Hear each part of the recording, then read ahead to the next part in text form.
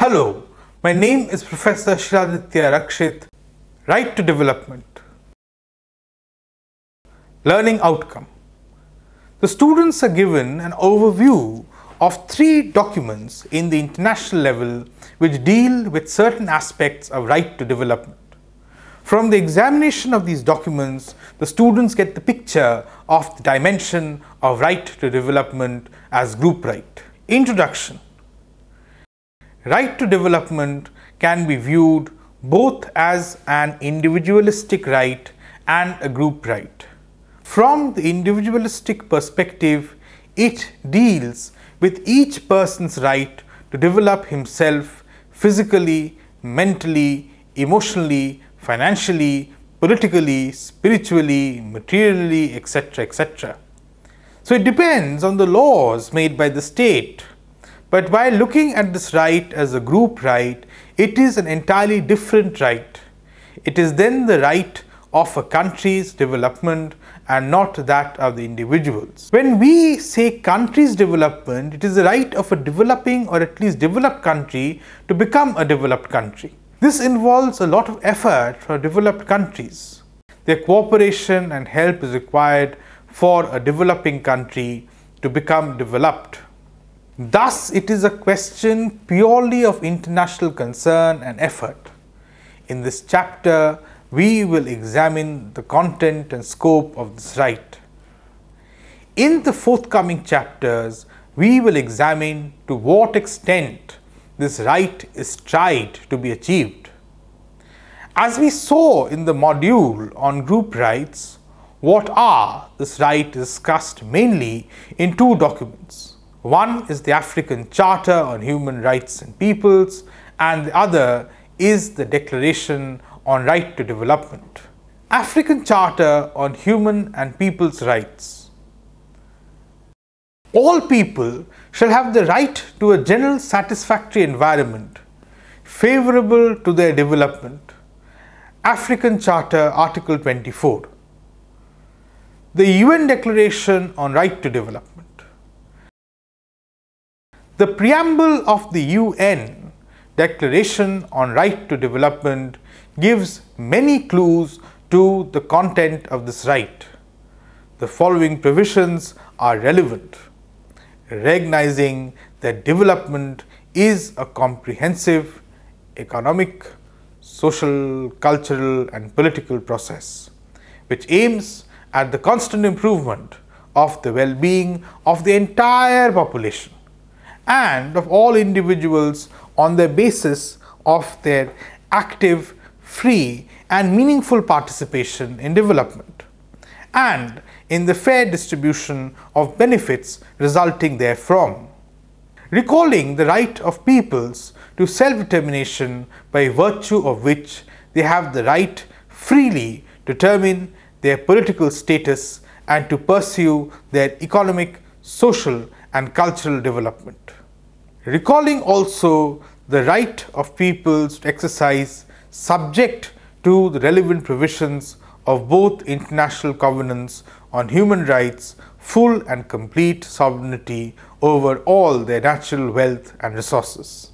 Considering that the elimination of the massive and flagrant violations of the human rights of the peoples and individuals affected by situations such as those resulting from colonialism, neocolonialism, apartheid, all forms of racism and racial discrimination, foreign domination and occupation, aggression and threats against national sovereignty, national unity and territorial integrity, and threats of war would contribute to the establishment of circumstances propitious to the development of a great part of mankind. Now, reaffirming that there is a close relationship between disarmament and development, and that progress in the field of disarmament would considerably promote progress in the field of development, and that resources released through disarmament measures should be devoted to the economic and social development and well-being of all people, and in particular those of the developing countries, recognizing that the creation of conditions favorable to the development of people and individuals is the primary responsibility of their states. Aware that efforts at the international level to promote and protect human rights should be accompanied by efforts to establish a new international economic order, confirming that the right to development is an inalienable human right, and that equality of opportunity for development is a prerogative, both of nations and individuals who make up nations. The preamble makes it very clear that the right to development includes within its ambit the following rights: right to self-determination, right to sovereignty over the natural resources, and right against colonization, non-colonization, apartheid, national sovereignty, right against disarmament, and right to peace. These are all obviously group rights because these are rights of the peoples of the nation. Coming to the contents of the declaration, the right to development is defined as the right to development is an inalienable human right by virtue of which every human person and all peoples are entitled to participate in, contribute to, and enjoy economic, social, cultural, and political development in which all human rights and fundamental freedoms can be fully realized. As this definition goes, it encompasses within its sweep individualistic as well as group rights. It may be about rights of human beings and peoples within the country where the responsibility rests with the state concerned to make this right available to them. For about the right of a country to become developed, in which case the responsibility rests with the international community. The following provision in the declaration gives the picture as to which one of this above proposition is aimed at in the declaration. States have the right and the duty to formulate appropriate national development politics that aim at the constant improvement of the well-being of the entire population and of all individuals on the basis of their active, free, and meaningful participation in developing and in the fair distribution of the benefits resulting therefrom. States not only have the duty but also have the right to formulate appropriate policies. This means that the states have the right to decide their policies without interference from any other country. This also is a facet of right to self-determination. This provision also aims at the country's responsibilities to see that there is an equal distribution of wealth amongst the citizens. The international community, especially that of developed nations, efforts are emphasized in the following provisions.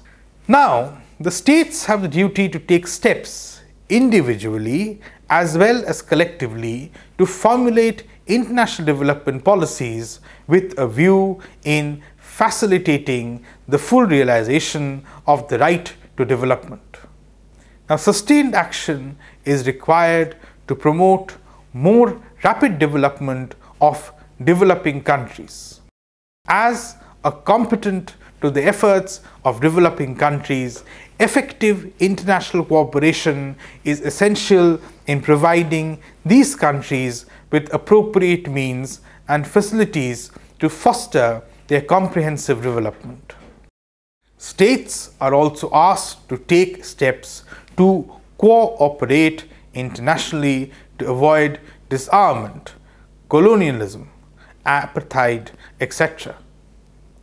The declaration states that states shall take resolute steps to eliminate the massive and flagrant violations of the human rights of peoples and human beings affected by situations such as those resulting from apartheid, all forms of racism and racial discrimination, colonialism, foreign discrimination and occupation, aggression, foreign interference, and threats against national sovereignty.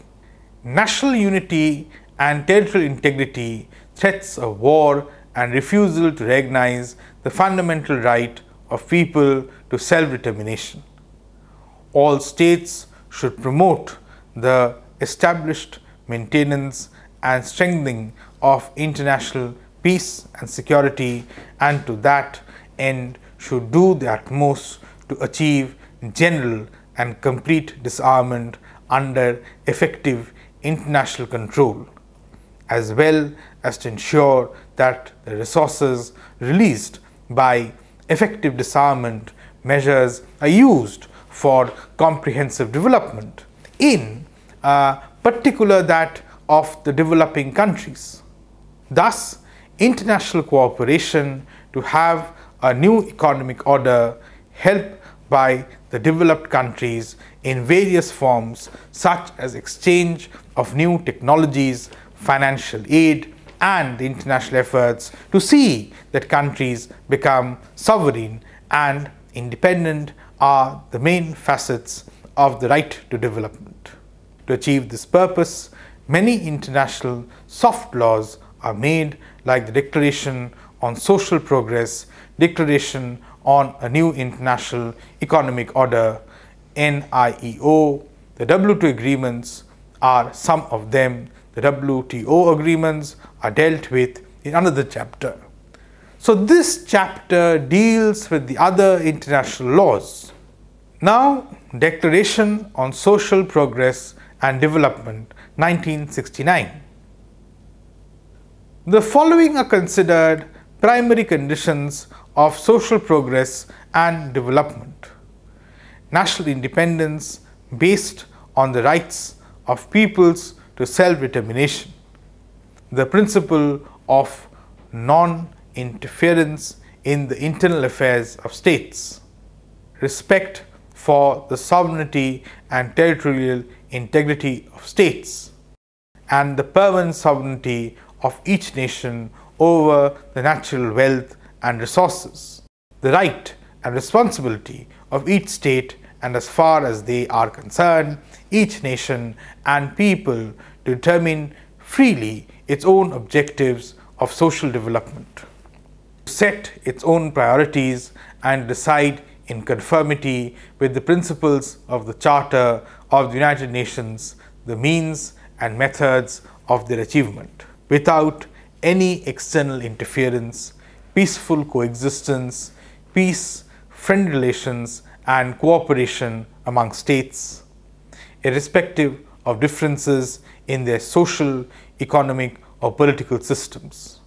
The Declaration further considers improvements in the position of developing countries in the following terms: the rapid expansion of national income and wealth and the equitable distribution amongst all members of society are fundamental to all social progress, and they should therefore be in the forefront of the preoccupation of every state and government. The improvement in the position of the developing countries in international trade, resulting amongst other things from the achievement of favorable terms of trade and of equitable and remunerative prices at which developing country markets their products, is necessary in order to make it possible to increase national income and in order to advance social development.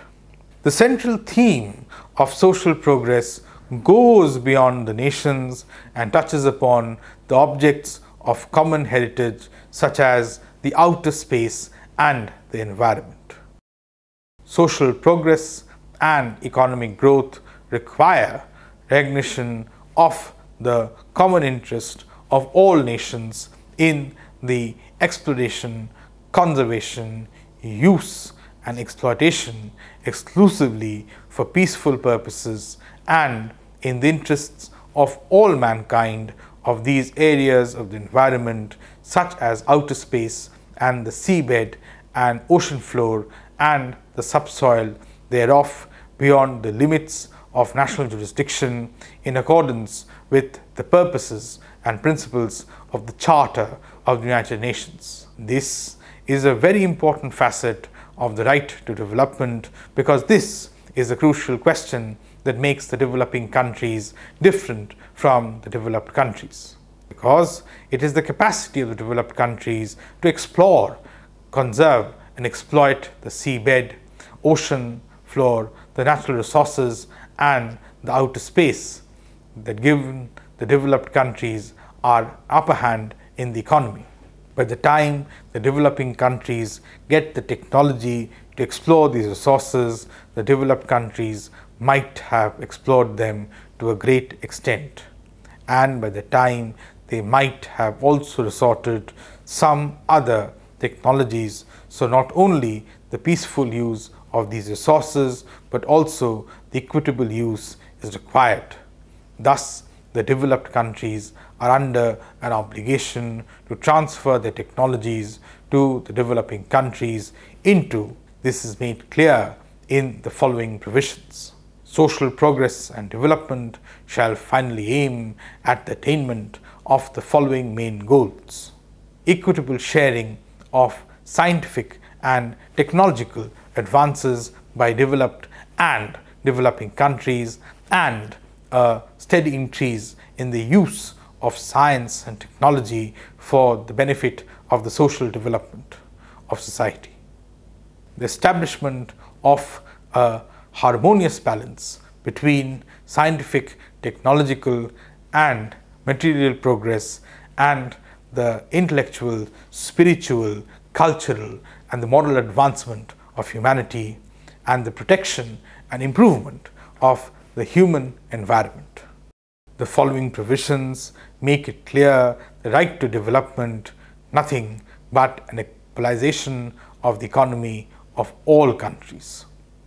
The achievement of the objectives of social progress and development finally requires the implementation of the following means and methods: the laying down of economic growth rate targets for the developing countries within the United Nations policy for development, high enough to lead to a substantial acceleration of their rate of growth. The provision of greater assistance on better terms, the implementation of the aid volume target of a minimum of 1% of the GNP or gross national product at market price of economically advanced countries, the general easing of the terms of tending to their developing countries through their low interest rates on loans and loan grace periods for the repayment of loans,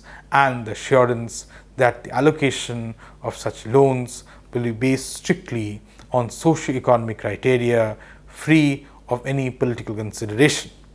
The provision of technical, financial and material assistance, both bilateral and multilateral, to their fullest possible extent and on favorable terms, and improved coordination of international assistance for the achievement of the social objective of national development plans.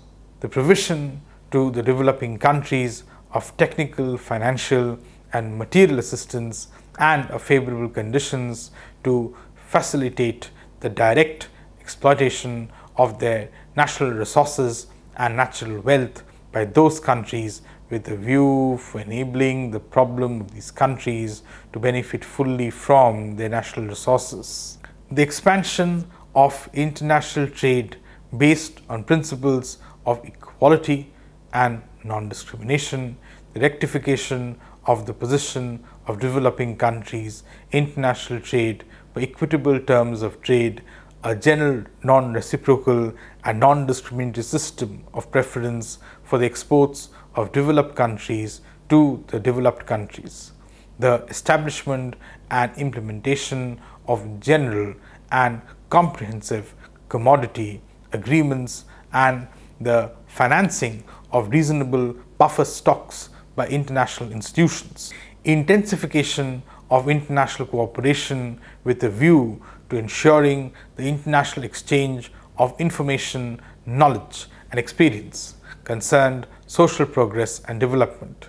The broadest possible international, technical, scientific and cultural cooperation and reciprocal utilization of the experience of countries with different economic and social systems and different levels of development on the basis of mutual advantage and strict observance of and respect for national sovereignty. Increased utilization of science and technology for social and economic development. Arrangements for the transfer and exchange of technology, including both know-how and patents to the developing countries. These provisions point to the fact that these are measures to be adopted for the international community to see that developing countries become developed in due course of time. It is the right of a group of people to become a country. Thus, it is not the right of an individual, but is the collective right of a people. Thus, it is a group right. Declaration on the establishment of a new international economic order.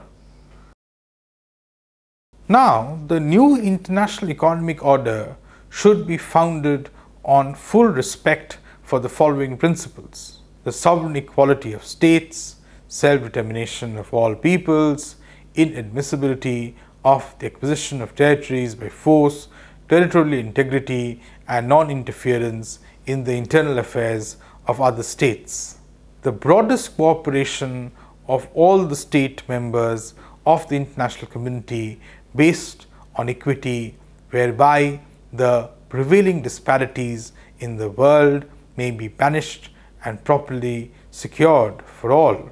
Full and effective participation on the basis of equality of all countries in the solving of world economic problems in the common interest of all countries, bearing in mind the necessary to ensure the accelerated development of all the developing countries while devoting particular attention to the adoption of special measures in favor of the least developed, landlocked and island developed countries, as well as those developing countries most seriously affected by economic crisis and natural calamities, without losing sight of the interests of other developing countries. The right of every country to adopt the economic and social system that it deems the most appropriate for its own development and not to be subjected